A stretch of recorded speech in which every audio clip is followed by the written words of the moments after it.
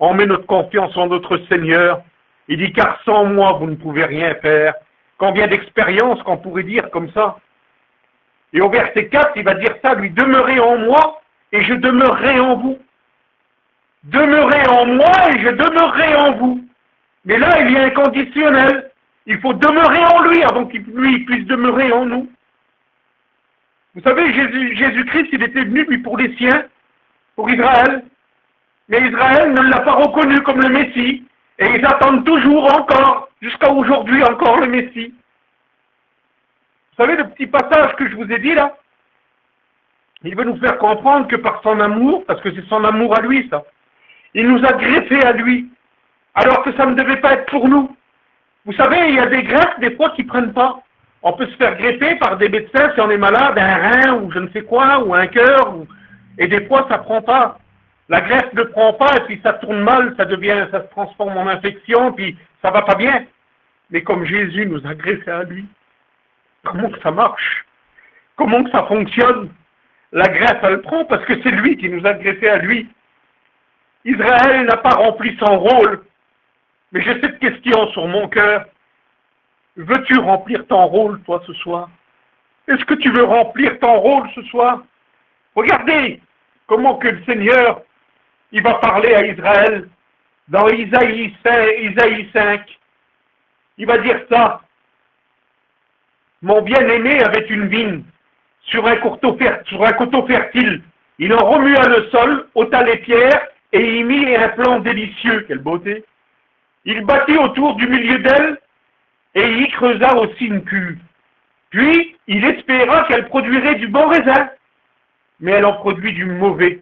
Maintenant donc, habitants de Jérusalem et hommes de Juda, soyez juges entre moi et ma vigne. Qu'y avait-il encore à faire à ma vigne que je n'ai pas fait pour elle? Pourquoi, quand j'ai espéré qu'elle produisait des bons raisins, elle en a produit du mauvais? Je vous dirai maintenant ce que je vais faire à ma vigne. J'en arracherai la haie et qu'elle soit broutée. J'en abattrai la clôture pour qu'elle soit foulée aux pieds.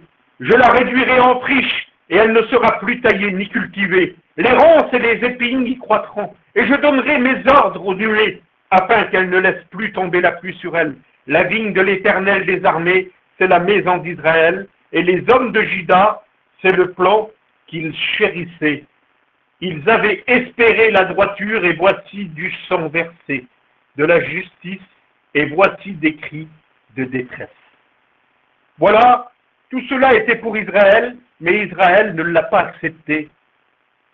Nous devons être purifiés, mes frères et sœurs. Nous devons se sanctifier davantage. On ne doit pas marcher de la manière ou celle ou de celui qui n'a pas reçu de Dieu. Parce que nous avons été héritiers de Dieu. Il nous a choisis, c'est lui qui nous a choisis. Nous avons été rachetés à un grand prix à ses yeux. Nous avons de la valeur pour lui. Parce qu'il a payé pour nous un prix que personne au monde n'aurait pu payer. Que ce soit le plus riche avec tout ce que vous voulez comme argent. Jamais de la vie il n'aurait pu faire ça. Voilà le prix que Dieu avait pour nous. Écoutez ce qu'il est dit. Nous allons voir ce verset, ce chapitre 15 de la parole de Dieu. Il va dire ça, c'est Jésus lui-même qui parle. Il dit, je suis le vrai cep et mon père est le vigneron. Tout sarment qui est en moi, qui ne porte pas de fruit, il le retranche. Et tout sarment qui porte du fruit, il l'émonde, afin qu'il porte encore plus de fruits. Déjà, vous êtes purs, quelle beauté, à cause de la parole que je vous ai annoncée. Demeurez en moi, et je demeurerai en vous. Comme le sarment ne peut de lui-même porter du fruit, s'il demeure attaché au cep, ainsi vous ne le pourrez pas non plus, si vous ne demeurez pas en moi. Je suis le cep, vous êtes le sarment. Celui qui demeure en moi et en qui je demeure, je porte beaucoup de fruits, quelle beauté. Car sans moi, vous ne pouvez rien faire. Si quelqu'un ne demeure pas en moi, il est jeté dehors comme le sarment, et il sèche, puis on le ramasse, on le jette au feu, et il brûle. Si vous demeurez en moi, et que mes paroles demeurent en vous, demandez ce que vous voudrez, quelle beauté, et cela vous sera accordé. Si vous portez beaucoup de fruits, c'est ainsi que mon Père sera glorifié, et que vous serez mes disciples. Comme le Père m'a aimé, je vous ai aussi aimé. Demeurez dans mon amour. Si vous gardez mes commandements, vous demeurerez dans mon amour, de même que j'ai gardé les commandements de mon Père et que je demeure dans son amour. Je vous ai dit ces choses afin que ma joie soit en vous et que votre joie soit parfaite. C'est ici mon commandement. Aimez-vous les uns les autres comme je vous ai aimé. Il n'y a pas plus grand amour que de donner sa vie pour ses amis. Vous êtes mes amis si vous faites ce que je vous commande. Amen. Gloire au Seigneur. Alors, on va regarder ensemble être purifié. Dans Jean 13 au verset 10, il dit « Celui qui est baigné n'a besoin que de se laver les pieds pour être entièrement pur, et vous êtes pur. » Alléluia. Et le mot, j'ai regardé le mot « baigné » en hébreu, ce que ça veut dire, parce que la parole de Dieu, elle est très riche. Et le mot en hébreu « baigné », c'est « louo ». Et « louo », ça veut dire « laver les blessures ». Que c'est beau, Seigneur, la parole. Que c'est beau, Barodébel. À combien qu'il nous a lavé nos blessures. À combien de fois qu'il m'a lavé mes blessures que j'avais. Merci, mon Dieu, parce que ton sang m'a purifié, Seigneur. Et le verbe laver en hébreu, c'est nipto. Et nipto, ça veut dire se laver les mains ou les pieds. Et les mains, on sait ce que c'est. Les mains, c'est le travail pour Dieu. Et les pieds, c'est la marche pour Dieu. Merci, Jésus. Vous savez, à l'époque de Jésus, quand les personnes rentraient dans les bains publics, leur corps était propre. Mais leurs pieds, qui ont été salis à nouveau, avaient besoin encore une fois d'être lavés, nettoyés. Vous savez, quand on voit des mosquées, je ne sais pas si vous avez remarqué ça, à l'entrée, on voit beaucoup de chaussures. Ça fait un tas de chaussures pas possible, parce qu'ils enlèvent leurs chaussures pour pouvoir aller prier. C'est un respect qu'ils ont pour leur prophète, Mahomet. Mais quand ils sortent, il faut qu'ils remettent leurs chaussures. Et ils recommencent leur péché, et ainsi de suite, et ils sont en plus dans l'erreur. Mais nous, on n'a pas besoin d'enlever nos souliers. Nous, chrétiens, nous avons été purifiés une fois pour tout, de tout péché, devant la loi divine par Jésus-Christ. Alléluia.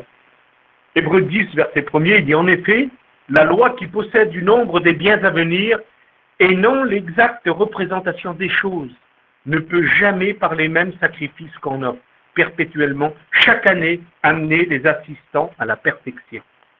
Oui, parce que la loi, c'était l'ombre des choses à venir, des biens à venir. Alors voilà, nous avons été, frères et sœurs, purifiés une fois pour toutes, et que Dieu soit béni. Et je voudrais regarder un autre mot avec vous. Il a parlé de demeurer. Verset 4, il dit « Demeurez en moi et je demeurerai en vous ». Et j'ai regardé ce que ça voulait dire dans le dictionnaire Larousse, le mot demeurer. On sait un petit peu ce que ça veut dire. Mais regardez comment que le dictionnaire, il nous enseigne dans le spirituel. Pourtant, c'est un dictionnaire, c'est pas la parole de Dieu. Le mot demeurer, ça veut dire rester en un lieu, passer du temps là, rester la propriété de quelqu'un. Seigneur, il nous enseigne le dictionnaire là. Pourtant, c'est pas une Bible. Je voudrais vous dire ça, mes frères et sœurs. On a tout à gagner en restant avec lui. Amen. On a tout à gagner en restant avec Jésus. En demeurant avec Jésus, on a tout à gagner. Vous savez, moi, comme j'étais petit, j'avais mon petit frère, je dormais avec mon petit frère dans la maison de mon père, et je dormais dans le salon. Moi, ma mère, elle avait un canapé qui faisait lit, il se dépliait, et il faisait lit. Et juste un petit peu plus loin, il y avait la chambre de mon père. Mais deux fois, le soir, on faisait des cauchemars, ou alors on avait peur. Alors, qu'est-ce qu'on faisait, moi et mon petit frère? On prenait nos deux têtes d'oreiller, on prenait notre lit, et on rentrait tout doucement dans la chambre de mon père et de ma mère, et il y avait de la place aux pieds par terre, devant le lit, quoi. Alors, on mettait nos deux têtes d'oreiller par terre, là, et on se couvrait par terre. Et là, vous savez quoi? Eh ben, c'était la sécurité dans la demeure de mon père. Parce que je savais que mon père, c'était l'homme fort, c'était le patron de la maison, et c'était mon père, un père. Chaque personne a vu son père le plus fort, c'était lui le plus grand, c'était lui le plus fort. Ben moi, c'était pareil. J'étais dans la sécurité, dans la demeure de mon père. Et la force de mon père, elle prenait place en moi. Je ressentais que ça comme ça. J'aimerais vous dire que quand on s'approche de notre Père, et qu'on arrive à demeurer en lui, qu'il demeure en nous et que nous demeurons en lui, nous prenons la force qu'il nous donne. Que Dieu soit béni. Vous savez, il y a un exemple où c'est qu'une personne, dans la parole de Dieu, qu'elle a choisi un mauvais choix de demeure, c'est Abraham et son neveu, Lot, où il y a eu à un moment donné les bergers qui se sont disputés, les bergers de Lot et les bergers de Abraham se sont disputés pour les terres, pour l'herbe des brebis. Et Abraham, l'homme de Dieu, il va venir vers son neveu et puis il va dire qu'il n'y ait point de dispute entre nous, mon frère. Il ne va même pas dire mon neveu. Il ne va même pas prendre l'autorité de dire c'est moi ton oncle et puis je te commande, moi. Il va dire mon frère. Lisez-le le texte, vous verrez. Il dit mon frère, il dit qu'il n'y ait point de dispute entre nous. Quelle beauté, quel respect. Il dit écoute, il va y proposer quelque chose à son neveu. Vous connaissez l'histoire. Il va dire si tu vas à droite, j'irai à gauche, et si tu vas à gauche, j'irai à droite. Mais je voudrais vous dire que même là, même à ce moment-là, il lui donne un bon conseil. Parce qu'à droite, c'est Bethel. Et Bethel, Abraham avait fait un autel pour Dieu. Et à gauche, c'est Sichem. Et Sichem, il y a là-bas aussi, Abraham avait fait un autel pour Dieu.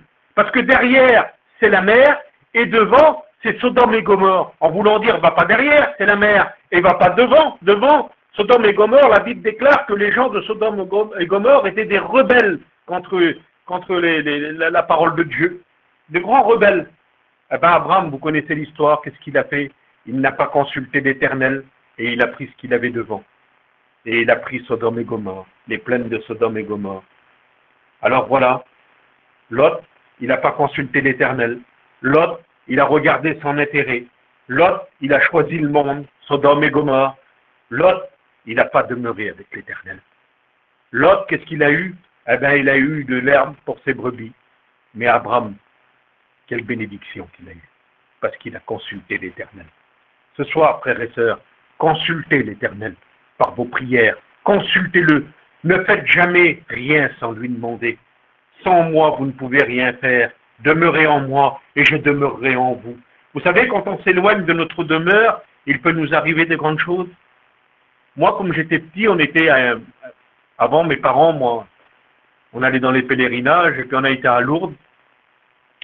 Et puis mon père, il a dit sur moi un jour, bouge pas de là, hein, bouge pas, parce que là, il y a plein de monde et tu peux te perdre.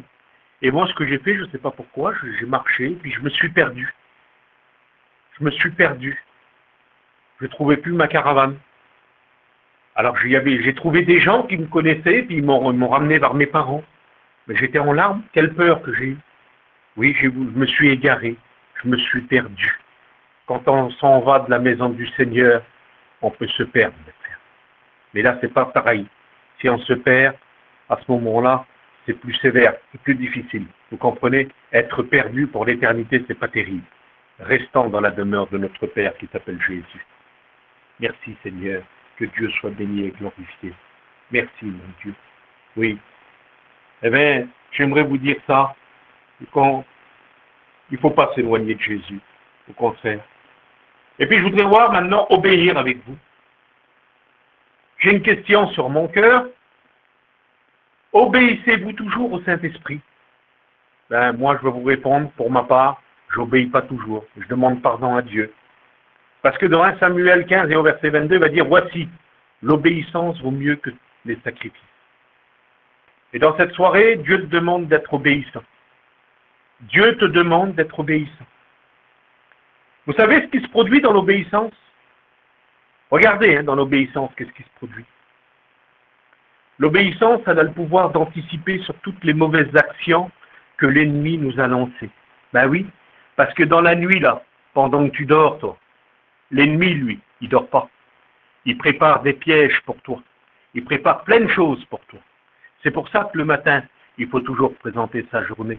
Il faut toujours dire ou demander à Jésus qu'il anéantisse tous les mauvais plans, tout ce que l'ennemi il a voulu faire pour que je puisse me prendre les pieds dans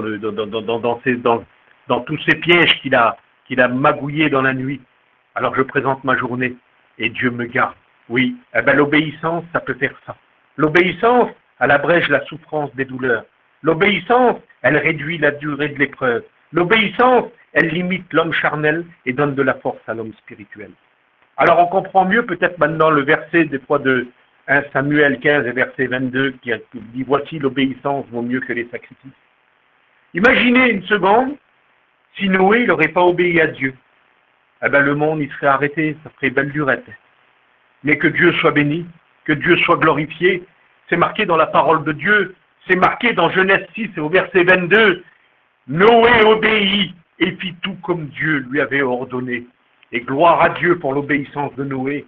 Et 1 Pierre 1, verset 22, ayant purifié vos âmes en obéissant à la vérité pour avoir un amour fraternel, sincère, aimez-vous ardemment les uns les autres de tout votre cœur. Ça, c'est l'obéissance, mes frères. Ça, c'est l'obéissance, mes sœurs. Alors, allons-nous obéir au message ce soir? Je ne sais pas. Que Dieu le fasse, qu'on puisse obéir à ce message. Si pour moi, si Dieu m'a choisi ce soir pour vous presser ce message, et puis ça vous fait cette petite secousse dans votre cœur, eh ben c'est gagné. Et que Dieu soit béni. Et que Dieu soit béni.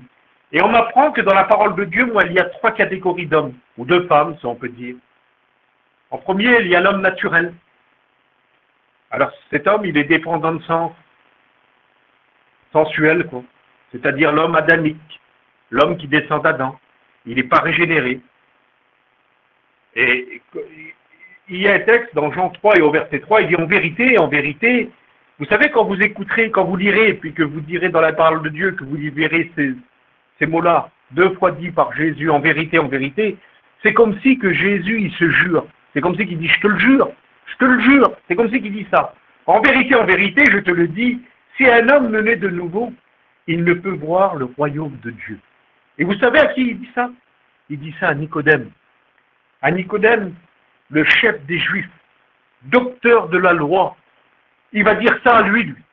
Si un homme ne naît pas de nouveau, il ne peut pas voir le royaume de Dieu. Ben oui, il faut naître de nouveau. L'homme non régénéré ne peut pas voir le royaume de Dieu. Il y a l'homme spirituel, le deuxième homme. Alors celui-là, c'est l'homme qui est né de nouveau, bien sûr, rempli du Saint-Esprit, alléluia, et marchant selon l'Esprit, en pleine communion avec Dieu. Quelle beauté! Quelle beauté! Ben oui, parce que dans Éphésiens, il est dit ceci. Regardez ce qu'il est dit. Éphésiens 5 et au verset 18,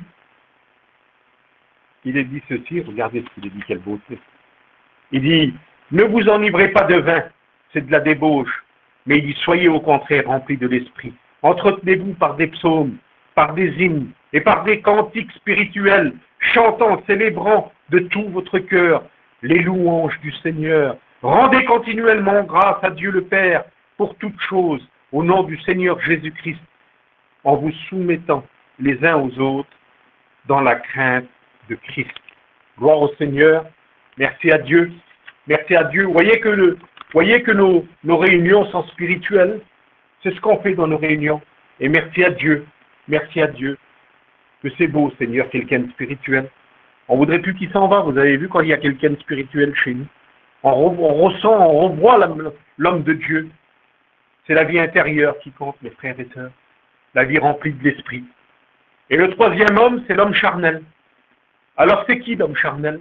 Ben, l'homme charnel, c'est l'homme qui est né de nouveau, il n'y a pas de problème. Mais il marche dans la chair, celui-là. Il demeurera enfant de Dieu, mais il marche dans la chair. Et il y a un texte dans 1 Corinthiens 3, et au verset 4, regardez ce qu'il nous dit. De 1 à 4. Il dit, pour moi, frère, ce n'est pas comme des hommes spirituels, comme à des hommes spirituels que j'ai pu vous parler, mais comme à des hommes charnels, comme à des enfants en Christ. Regardez ce qu'il dit aux Corinthiens. Je vous ai donné du lait, non de la nourriture solide, car vous ne pouvez pas la supporter. Et vous ne le pouvez pas même à présent, parce que vous êtes encore charnel. En effet, puisqu'il y a parmi vous de la jalousie, de la dispute, n'êtes-vous pas charnel et ne marchez-vous pas selon l'homme? Quand l'un dit, moi je suis de Paul, et l'autre, moi d'Apollos, n'êtes-vous pas des hommes? Il y a une différence entre l'homme naturel et l'homme charnel. L'homme naturel ne connaît pas le sens spirituel des Écritures. Il ne se connaît pas, il est ignorant de sa vie. Mais l'homme charnel, avant de devenir charnel, il avait reçu du lait qui représente la nourriture de la parole. Et par la suite, il est devenu charnel. Il comprend le sens de l'Écriture, mais il ne fait aucun progrès. Et puis il reste au lait, parce que la nourriture, La nourriture solide, ça le fait broncher. Oui, parce que des fois, il y a des prédications où c'est que la prédication, elle fait mal. Mais c'est bon pour nous. Ça fait du bien. Moi, j'aime bien comme le Seigneur, il me reprend des fois. Moi, j'aime bien. Alors, ce message, il nous amène à une réflexion, mes frères et sœurs. Soyons des hommes et des femmes spirituels ce soir. Je sais que vous êtes des hommes et des femmes spirituels. Mais c'est pour vous amener aux deux phrases que Jésus, il a dit. N'oublions pas que c'est les paroles de Jésus, c'est la sortie de sa bouche à lui. C'est de sa bouche à lui. Il nous demande ce soir, il dit, demeurez en moi, et je demeurerai en vous. Voilà ce qu'il veut le Seigneur. Il dit, parce que sans moi, vous ne pouvez rien faire. Alors demeurons, mes frères et sœurs, en lui. C'est les paroles de Jésus. Et si on demeure en lui, alors à ce moment-là, lui, il demeurera en nous. C'est beau, Seigneur, que c'est beau, mon Jésus. Alors voilà, j'avais ce petit mot-là sur mon cœur. Je ne sais pas si à vous, ça vous a béni, mais moi, quand j'ai reçu cette parole du Seigneur, ça m'a énormément béni.